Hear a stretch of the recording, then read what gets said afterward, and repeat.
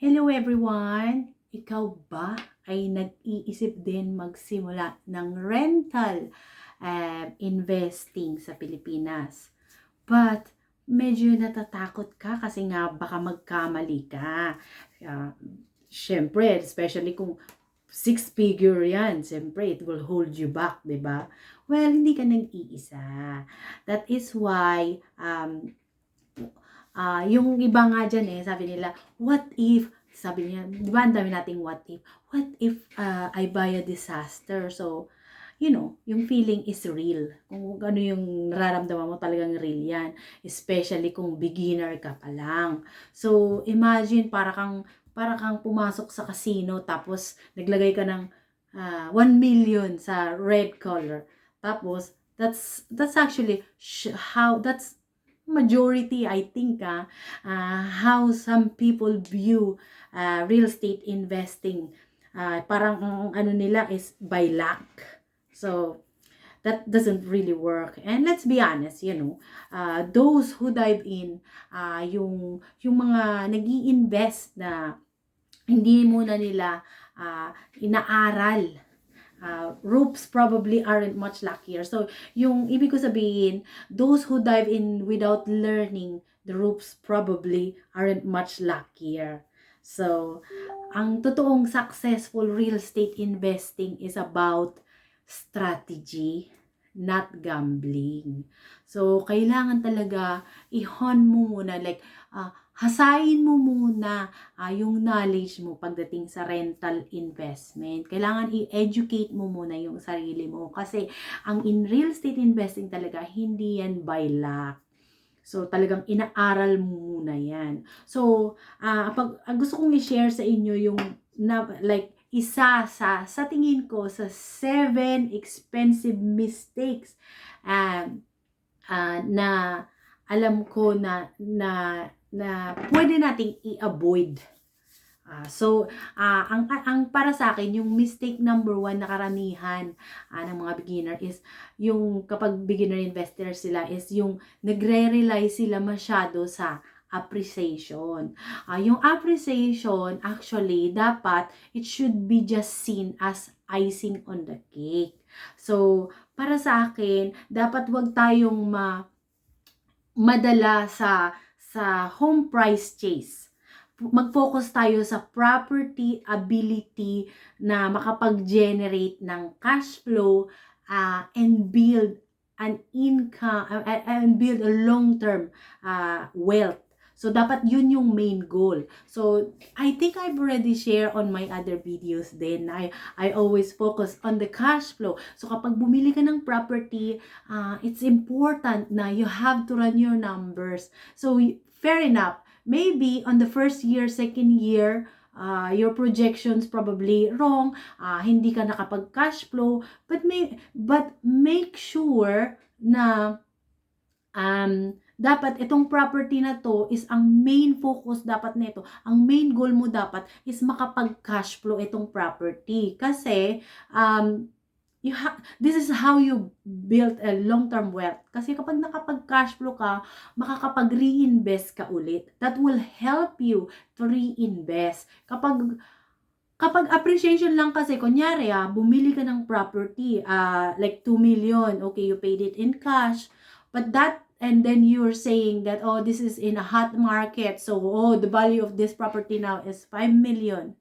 But that 5 million is not coming, and that's your perspective, unless you sell it. So, if I were you, it's better na parang, yung bibilhin mo na property is dapat long term, hindi mo siya isi-sell. So, dapat nagge-generate siya ng cash flow every month. So, dapat yun yung main focus mo. So, pwede kasi na, karamihan kasi sa mga nag-i-invest ngayon, they got distracted by market appreciation na nakakalimutan na talaga nila yung main goal. So, ako, nakapag-expand ako ng rental property namin ng mabilisan. Within 5 years, nakabili kami ng multiple properties, Kasi, yung nage-generate namin na cash flow, it helps us. So, nire-recycle namin yun. And at the same time, since in business siya, it's importante din, yun, para sa business, para makapag-loan ka din, ng mas mabilisan. So, yeah, I think, if you really want to start your rental investment, try to focus on the cash flow. I did share how to run the numbers, kung paano mo malalaman kung magka-cash flow ba yung property, kung good deal ba siya na dapat bilhin. I already share kung paano mag-run ng numbers, kung paano, first you have to market research as well, di ba? Syempre, alamin mo muna magkano ba yung rentahan doon bago mo bilhin yung property. Tsaka, yeah, don't only offer one property, maghanap ka din in that area. At least, pag marunong ka nang mag-calculate ng numbers,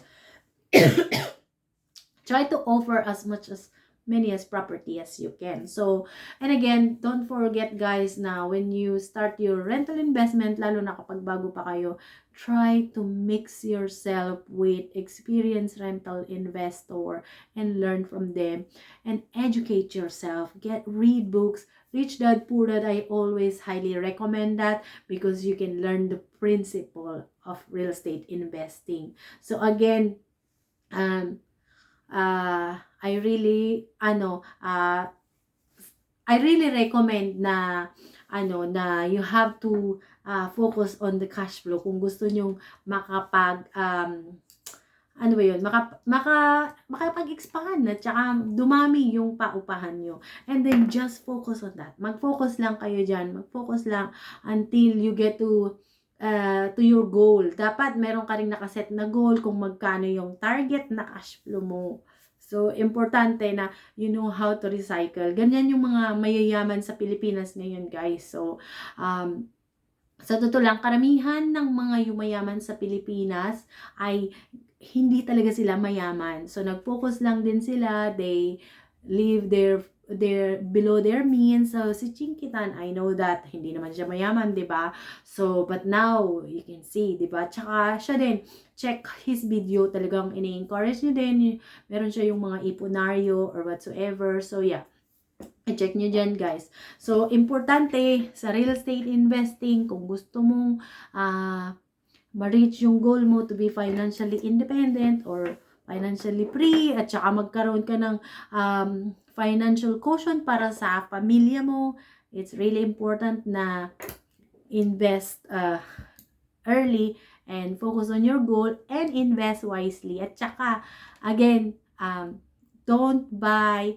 I really do recommend na wag kang bumili ng property for appreciation. Dapat talaga yung main goal mo is yung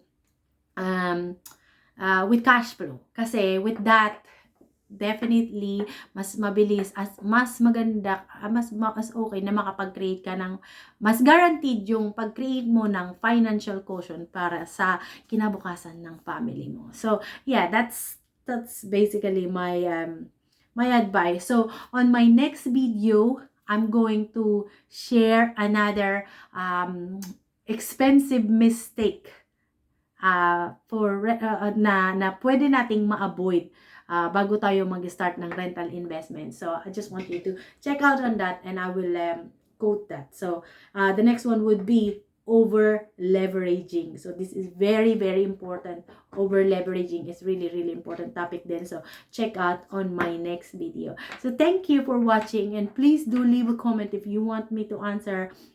I'll try my best. I know hindi ako consistent mag-upload, but yeah. And if you do pag interested ka to have consultation, nag-o-offer na po ako ng 45 minutes to 1 hour pre-consultation call for a minimal amount of money. If there's so many questions na gusto mong i-clarify and if you're in the middle of your rental investment, please feel free to send me an email and we can arrange a call with you. So, of course, I do charge fee because it's also my time and yeah, I mean, like, it's up to you. I don't charge that much. I do like to help as well. And I know sometimes with all, parang lahat nitong video ko, hindi naman nasasagot lahat yung mga concerns nyo. But yeah, I'll be happy to answer all your questions and on how to start your rental investment. I also, nag-over din po ako ng mentorship, one-on-one mentorship. I will be holding your hand from the beginning until you buy your first rental investment with a huge cash flow on your hands. So, yeah, thank you so much for watching, and please do share my video din para makatulong din po tayo sa ating mga kababayan. So, go ahead and start your rental investment, and please do educate yourself. Please, thank you, and see you on my next video. Bye-bye.